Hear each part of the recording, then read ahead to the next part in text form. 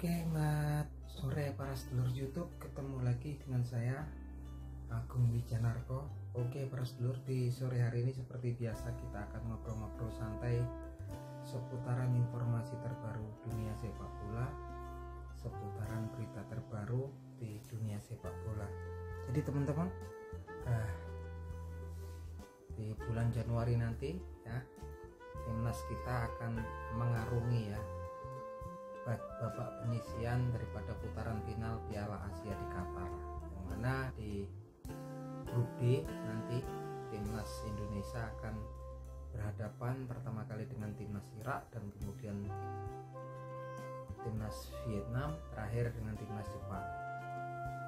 Nah, realistisnya sih kalau menurut saya sendiri pribadi bahwasanya peluang lolos ke babak 16 besar mungkin dengan strategi bisa mengalahkan atau menahan salah satu antara Irak ataupun Vietnam. Sedangkan kalau untuk berhadapan dengan timnas Blue Samurai atau Jepang sendiri tampaknya agak sulit ya teman-teman. Fokus kita mencari posisi runner up ya, jadi yang lolos setelah fase grup ke babak 16 besar adalah juara grup dan runner up untuk menangani timnas Irak. Tapi kalau kita lihat di sini praktis sebetulnya timnas Vietnam sebetulnya mau memberikan perlawanan yang gigih, tapi memang permainannya memang dideterminasi oleh pemain-pemain Irak ya. Jadi tampak ada penguasaan bola mungkin hampir 60% ya, 60 ataupun 70% ball possession-nya yang menguasai timnas Irak.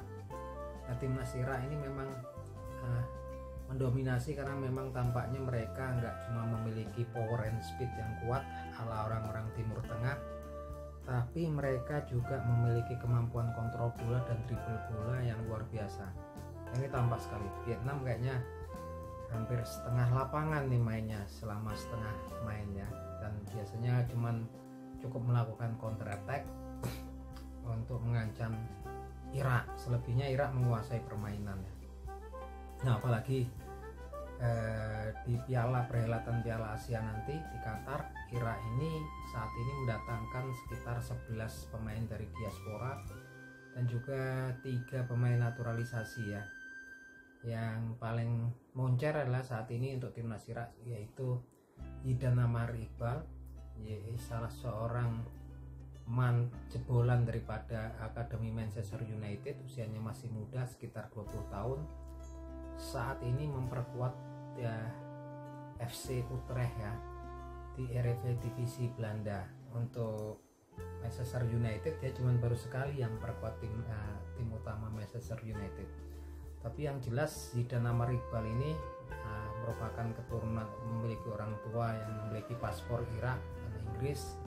Dan Zidan Amar Iqbal ini lahir di Inggris ya, di London. Ketika usianya 9 tahun dia sudah langsung tergabung dengan Akademi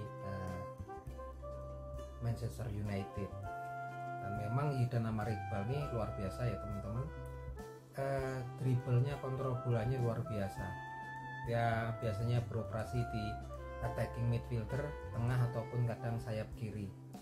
Nah, untuk kemarin di kualifikasi Piala Dunia Zidan Amar Iqbal ini cedera, tapi besok dia ketika Piala Asia di Qatar dia tergabung ya. Dan juga ada salah satu naturalisasi lagi, kalau nggak salah namanya Yusuf Am, sudah mengemas gol 20 gol dan tajam banget nih Ali Ibrahim Belhamadi ini. Dia main bola atas, sepakannya juga akurasinya bagus, gojekannya juga bagus. Nah, ini yang memang tampaknya belum dimiliki oleh pemain-pemain kita ya.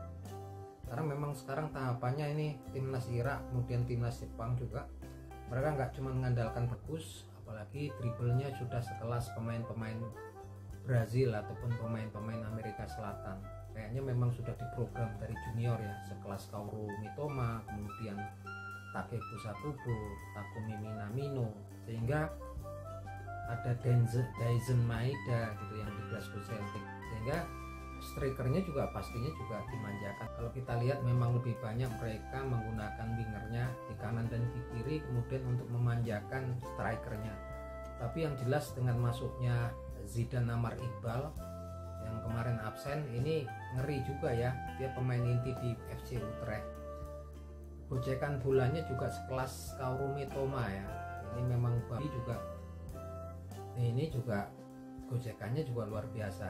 Jadi memang yang perlu bahayanya adalah lini belakang ya, karena memang striker Irak yaitu Ali Ibrahim Karim El Hamadi ini posturnya besar, kemudian tingginya 187, naluri mencetak golnya dari sundulan juga maut ya. Nah ini memang terbukti dari 38 kali tampil dia udah mengemas 20 gol bersama AFC Wimbledon di Liga Championship. Yang jelas kita memiliki back-back yang tangguh. Di sana ada Elkan Bagot yang tingginya 194 cm, kemudian ada Justin Hubner 187 cm, juga ada Jordi Ahmad sekitar 185 cm ya. Ini tangguh ya, tapi memang harus hati-hati karena memang kalau Irak fullback kita ada Sain Patinama di kiri, kemudian Sandy Walsh di kanan. Kalau kemudian nggak cerdik ini ketika ketemu winger-wingernya Irak nih, kalau kita lihat di game lawan Vietnam juga pastinya kita akan kebobolan ya teman-teman, karena kalau winger-wingernya kayaknya memang gocekan kontrol bolanya bagus, dan saya harap memang untuk koreksi ya, mungkin ke depan memang kita juga harus memiliki winger yang memang ya mau nggak mau dari naturalisasi. Kalau kita ambil dari lokal kayaknya agak susah, mau nggak mau dari naturalisasi. Yang jelas kalau kita naturalisasi di sana ada winger top yaitu Milian Menhoff yang masih usianya 20 tahun, dan kemudian ada Kasan Miryo yang bisa dipasang fullback tapi bisa menjadi wingback, kemudian juga ada Ragnar Orat Mangun dan Tom Haye ya. Ini nama yang terakhir ini kayaknya memang hampir positif akan bergabung, dan memang koreksi saya memang kita butuh pemain-pemain sayap winger yang memiliki kontrol bola, memiliki kemampuan dribble di atas rata-rata, dan memiliki keberanian untuk penetrasi di wilayah lawan. Nah yang jelas Vietnam juga ini berat gigih permainannya, terbukti walaupun mereka juga dikurung terus, dikepung oleh Irak, permainannya setengah lapangan ya. Penguasaan bola kayaknya tampaknya hampir 65 ataupun 70% game antara Vietnam lawan Irak kemarin di Hanoi. Ini memang gigih ya Vietnam ya, kita harus hati-hati juga karena Vietnam ini gigih, ketika dikepung Irak juga masih bisa melakukan counter attack, sehingga sempat terjadi nyaris draw 2-2, tapi kemudian di menit-menit akhir Irak kemudian juga lebih superior, bisa mengungguli ya, masukkan gol terakhir 3-2. Kalau kita lihat tampilan kita kan lawan Irak banyak lebih full bertahan ya di sini. Jadi memang posisinya memang fokusnya melawan Irak dan timnas Vietnam ya untuk bisa lolos di babak 16 besar. Kalau Jepang tampaknya memang agak sulit ya, bukan agak sulit, memang nyaris sulit karena memang dia udah eksperimen ya sampai Eropa, kemudian Amerika Selatan berhadapan dengan tim-tim Eropa sekelas Jerman juga dilumat sama Jepang, dan tim-tim Amerika Selatan pun sekelas Peru juga dibabat sama timnas Jepang. Oleh karena itu realistisnya sih kalau menurut saya memang fokus untuk kemudian mengatasi Irak dan Vietnam. Insya Allah kita bisa lolos ke babak 16 besar, dan kedepannya kita berharap sisi bagian tengah dan sayap memang kemudian menjadi tumpuan utama daripada naturalisasi kedepannya. Dan kita selalu mendukung Bapak Erick Thohir dan seluruh jajaran PSSI untuk segera dengan bergerak cepat untuk menaturalisasi pemain-pemain sayap ataupun pemain-pemain tengah menyerang ya, attacking midfielder, karena kalau untuk pemain bertahan kita udah penuh ya tampaknya ya kalau naturalisasinya. Yang saya pikir memang kita masih punya kesempatan karena memang kalah dari Irak, dan kemudian kita bisa ditahan draw oleh Filipina, artinya masih punya kesempatan ya nanti berhadapan dengan Vietnam, dan kemudian di partai home melawan Irak dan Filipina.